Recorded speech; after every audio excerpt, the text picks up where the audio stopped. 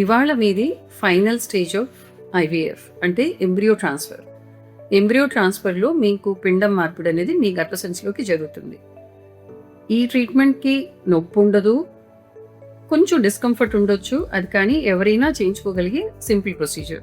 So దీనికి anaesthesia అవసరం లేదు. మీరు అన్నీ తినొచ్చు, తాగొచ్చు, అన్నీ తీసుకుని రావచ్చు. చాలా ఫ్యూ సర్కమ్స్టాన్సెస్లోని ఎనస్థీషియా అవసరం పడవచ్చు. అలాంటిది ఏదైనా ఉంటే మీకు చెప్తాము. Otherwise 99% of the times anaesthesia లేకుండానే ఈ ప్రొసీజర్ జరుగుతుంది. సో మీరు టెన్షన్ పడకుండా రిలాక్స్గా హ్యాపీ మూడ్లో రండి. అయితే ఒకటే మీరు గుర్తుంచుకోవాల్సింది ఏంటంటే, ఎంబ్రియో ట్రాన్స్ఫర్ చేయడానికి మన అల్ట్రాసౌండ్ గైడెన్స్తో చేస్తాం. అంటే మీకు పొట్ట మీద నుంచి స్కాన్ చేసుకుంటా ఎంబ్రియో ట్రాన్స్ఫర్ జరుగుతుంది. సో దీనికోసం బ్లాడర్ ఫుల్గా ఉండాలి. సో క్లినిక్కి రావడానికి 1 గంట ముందు మీరు వాష్రూమ్కి వెళ్ళి బ్లాడర్ ఎంటీ చేసుకోవచ్చు. కానీ అదే సమయంలో 1 లీటర్ నీళ్లు తాగండి. దాంతో మీరు క్లినిక్ వచ్చే లోపల బ్లాడర్ ఫుల్ అవుతుంది. అండ్ మన ఎంబ్రియో ట్రాన్స్ఫర్ కూడా చాలా మనం సింపుల్ విధానంలో ఈజీగా చేసుకోవచ్చు.